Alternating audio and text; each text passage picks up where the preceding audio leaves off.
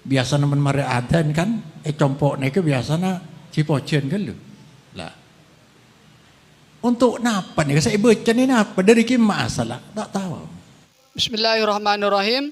Kalau ditanya dari mana asalnya melakukan puji-pujian, membaca sholawat kepada Nabi setelah adzan, sebelum sholat, maka jawabannya adalah asalnya dari sabda Nabi, dari hadis Nabi, sebagaimana difahami oleh para ulama.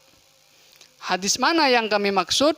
Hadis yang kami maksud adalah hadis riwayat Imam Muslim dari sahabat Abdullah bin Umar, bahwa Rasulullah bersabda, "Idza sami'tumul muadzina faqulu misla ma yaqulu, tsumma shallu alayya." Kata Rasulullah, kalau kalian mendengar muadzin mengumandangkan azan, faqulu misla ma yaqulu, maka ucapkan seperti apa yang muadzin ucapkan. Artinya kita diperintah untuk menjawab muadzin.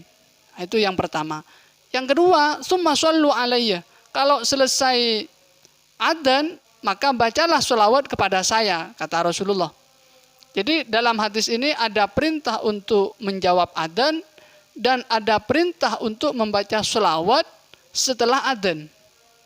Jadi ada dasarnya baca sholawat puji-pujian setelah adzan itu.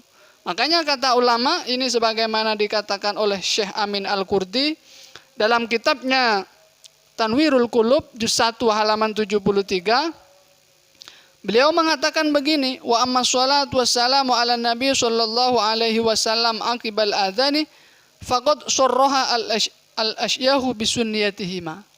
Baca sholawat dan salam kepada Nabi setelah adzan itu sungguh telah ditetapkan, ditegaskan oleh para ulama bahwa hukumnya adalah sunnat. Lebih lanjut dalam Hasyiatul Jamal ini ya, juz 1 halaman 31, dikatakan begini, wa amma qabla al-iqamati fahal yusannu aidan aula. Afta Syekhuna Asy-Syubari. Afta Syekhuna Asy-Syubari hina su'ila amma yaf'alu minas sholati wassalami ala nabi sallallahu alaihi wasallam qabla al-iqamati hal huwa sunnatun aw bid'atun. Beliau menjawab bi annahu sunnatun. Tsumma ra'aitu dzalika mangkulan an jama'atin min muhaqqiqil ulama. Nah, jadi ketika Syekh Asy-Syubari ditanya tentang orang yang melakukan membaca sholawat kepada Nabi, baca salam kepada Nabi sebelum iqamah, apakah itu sunnah atau bid'ah? Beliau menjawab, huwa bi annahu sunnatun. Itu hukumnya adalah sunnah. Selanjutnya kan yang dibaca itu kan bukan hanya sholawat, kadang doa juga kan. Nah, kadang doa juga setelah adzan kemudian berdoa. Lah itu bagaimana hukumnya? Lah ini ada hadis riwayat Imam Abu Daud dari sahabat Anas bin Malik, Rasulullah bersabda, sabdanya gini, la yuraddu ad-du'a'u bainal adzani wal iqamati. Doa yang dipanjatkan di antara adzan dan iqamah, lah itu tidak akan ditolak oleh Allah. Nah, berarti waktu antara adzan dan iqamah adalah waktu yang istijabah, yang sangat layak kalau kemudian kita gunakan untuk melakukan berdoa, karena doa yang dipanjatkan pada waktu itu tidak akan ditolak oleh Allah. Jadi intinya, kesimpulannya, baca sholawat, baca doa di setelah adzan sebelum sholat atau setelah adzan sebelum iqamah, itu hukumnya adalah sunnah. Maka karena ini hukumnya adalah sunnah, layak untuk kemudian kita pertahankan tradisi kebiasaan orang-orang sekitar kita untuk melakukan sholawatan, dan lain semacamnya setelah adzan. Mana kompol-kompol kiriman Fatihah? Waduh. De adeng diterima untuk apa ya? Rasulullah yang kirim Fatihah kan? Waduh. Nah, coba pikir nih. Pernahkah diriwayat sekali Nabi tentu lagi enggak? Mereka kan beragama tanpa dalil gitu, tanpa standar. Dari dimana saya tak tahu. Selanjutnya bagaimana hukum mengirim Fatihah kepada Nabi gitu ya. Bagaimana hukum mengirim Fatihah kepada Nabi? Sebenarnya ini pada pertemuan sebelumnya pernah dibaca ya. Dalam kitab Al-Fatawa Al-Hadithiyah karangannya Imam Ibnu Hajar Al-Haytami, beliau menulis begini. Wa su'ila fi rajulin qala al-Fatihah ziyadatan fi syarafin nabi. Faqama rajulun min ahli ilmi wa qala lil qaili kafarta wa la ta'ud ila qaulika hadzal ladzi sadara minka takfur aidan.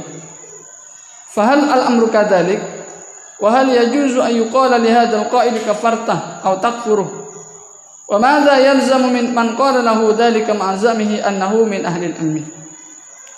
Fa ajaba fassahallahu fi muddatihi wa nafa'a bi ulumihi wa barakatihi laisa hadzal rajulu al-qailu dzalik laisa hadzal rajulu al-qailu dzalika lil qail al-Fatihah ila akhirih min ahli ilmi bal kalamuhu wa inkaruhu yadullu ala jahlihi ila akhirih lah. Jadi begini, dulu ada orang bertanya bagaimana, kira-kira gini ya kalau disederhanakan. Dulu pernah ada orang yang bertanya bagaimana hukum mengirim Fatihah kepada Nabi. Ini ada pertanyaan begitu. Kemudian ada faqama rajulun min ahli ilmi. Ada satu orang laki-laki yang ahli ilmi. Punya pengetahuan. Dia berdiri, kafarta, kamu kafir.